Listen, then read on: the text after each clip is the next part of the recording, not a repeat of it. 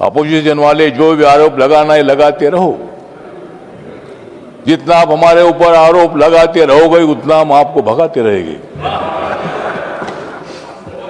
आरोप लगाने की आदत तो होती है अपोजिशन में, तो आरोप लगाना ही चाहिए, इन सबको लगता है, लेकिन उसको लोकतंत्र नहीं बोलते हैं। जरूर सुझाव आपने देना चाहिए। नीट को फिट करने के लिए मोदी सरकार ने ये बिल लाया है। नीट को फिट करने के लिए मोदी सरकार ने बिल लाया है और उनकी मांगे पूरी होने के बाद छात्रों ने नरेंद्र मोदी जी के अभिनंदन का गीत गाया है। आप लोगों को मालूम नहीं है? छात्र खुश है, उनको भड़काने का प्रयत्न मत करो। हमने भी लाठी गोली खाई है। हम जब आंदोलन करते थे तब हम भी बोलते थे कि लाठी गोली खाएंगे, फिर भी आगे जाएंगे, और हमारे ऊपर भी बहुत बार लाठियां चलाई गई है। हम भी लाठी नहीं खाते थे तो डेप्यूटी चेयरमैन सर हम इधर नहीं आते थे।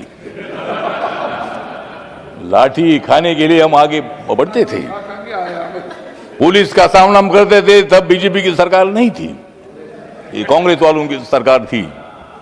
मराठवाड़ा विश्वविद्यालय को बाबा साहब का नाम देने के लिए 17 साल तक हमने मोर्चे निकाले, हजारों मोर्चे निकाले थे।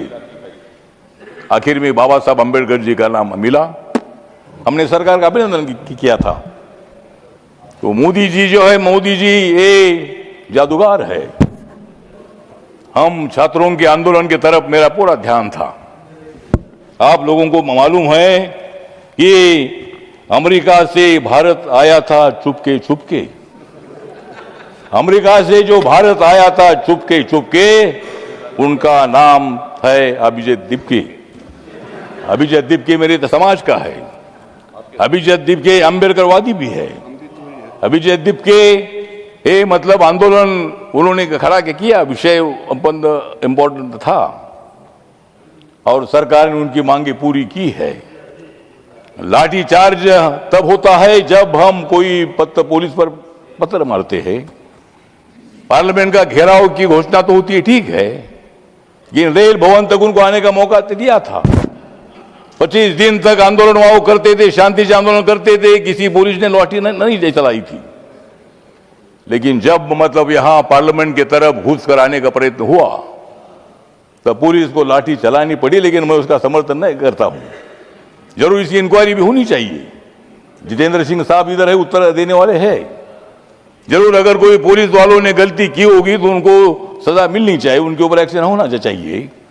लेकिन नरेंद्र मोदी सरकार पूरा देख रही थी। हमें मालूम था पूरे देश भर आंदोलन हो रहा है और सारा देश के लोग मतलब उनको सपोर्ट कर रहे हैं। इसीलिए सरकार ने धर्मेंद्र प्रधान जी का रिजाइन ले लिया है। धर्मेंद्र प्रधान जी के रिजाइन की उनकी मांग थी। हमारे जेपी नड्डा साहब और जितेंद्र सिंह जी बार बार उनके साथ बात कर रहे थे, पूरा ध्यान हमारा था। लेकिन आप लोगों को भड़काने के लिए जा रहे थे। आप वहां जाकर मतलब उनको चेतावनी देने का प्रयत्न कर रहे थे। लेकिन वो छात्र जो थे उसमें कुछ छात्र घुस गए, जो हमारे अभिजीत दीपके के साथ जो छात्र थे उतना नहीं थे, और भी कोई मतलब उसमें छात्र थे।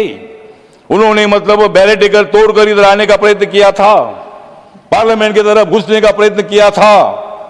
इसीलिए वहां जो भी हुआ नहीं होना चाहिए था। 25 दिन तक शांति से आंदोलन चल रहा था और सरकार पूरा ध्यान दे रही थी। सरकार ने पूरी मांगी उनकी मान्य कर दी है और इसलिए ये बिल जो यहाँ लाया है, इस बिल जो लाया है मतलब नीट पेपर हुआ था लीक। नीट पेपर हुआ था लीक और उस पर चर्चा करने का ये आया है हमारे ऊपर, ये चर्चा करने का ये है वीक। तो हम सब लोग मिलकर, जो हमारे छात्र है, नौजवान है, उन नौजवानों के पीछे हम लोग हैं। नौजवान हमारे नहीं रहते थे तो शायद 2014 में नरेंद्र मोदी की सरकार नहीं आती थी। मैं कांग्रेस पार्टी को छोड़कर अगर मैं बीजेपी के साथ नहीं आता था तो सरकार नहीं आती थी, ऐसा नहीं है। लेकिन मैं आपके साथ आया, आपको सपोर्ट करने के लिए मैं आया था। मेरी पार्टी बाबा साहब जी की पार्टी है, समय पूरा हो गया और इसीलिए इस बिल का समर्थन करने के लिए मैं यहाँ खड़ा हूँ। नौजवानों को भड़काने का प्रयत्न मत करो। सारे नौजवान हमारे साथ है, वो आने वाले चुनाव में भी हमारे साथ रहेंगे और 2029 में भी नरेंद्र मोदी जी प्रधानमंत्री रहेंगे और उस मंत्रिमंडल में मैं भी उसमें रहूंगा। Thank you. अब इसीलिए मतलब ठीक की बात है, तो इसीलिए धन्यवाद। बिल जो है बिल पर सुझाव दे दीजिए, धन्यवाद। दोबारा पेपर लीक ना हो उसके लिए आप धन्यवाद। सुझाव जरूर हम सुनेंगे और उसमें क्या परिवर्तन करना है उसके बारे में हमारी सरकार विचार करेगी।